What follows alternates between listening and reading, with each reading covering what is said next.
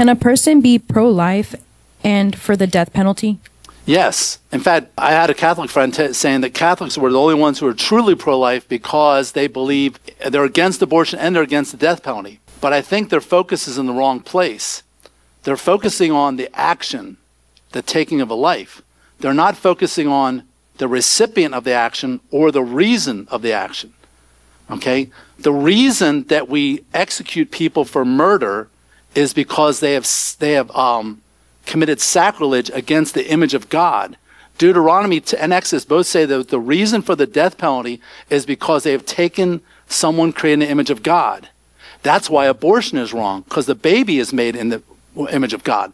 So a murderer has to be killed because they've attacked the image of God, and abortion is wrong because you're attacking the image of God. So if you look at the reason, the image of God, then it is consistent to say, yes, I'm against abortion and for the death penalty.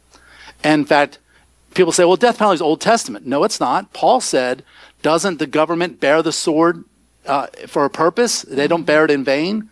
What's a sword for? You don't spank people with a sword, okay? And so you do see the death penalty in the New Testament as well as the Old Testament. And people say, well, then how can you turn the other cheek? Turn the other cheek is interpersonal relationship. In other words, let's say that someone murders your child, okay? And they go before a judge.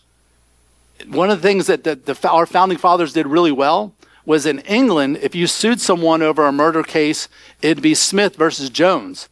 But in the United States, it's what? The state of Texas versus Jones. Because the state is the one that carries out the death penalty, not you. So I can go visit you in prison and say, yes, I forgive you, and turn the other cheek. And the state can say, yes, and our job is to execute you because you've attacked the image of God. And so, it's very consistent. And then on the other end, you've got two opposite recipients. You've got a totally innocent baby who hasn't hurt anybody, and then you've got a murderer who has taken the life of someone, created an image of God. So if you focus on the act, taking of life, then you could say, oh, well, then we need to be against them. But if you focus on the recipient and the image of God, then you can see why it's more consistent to be pro-life for the child, but pro-death penalty.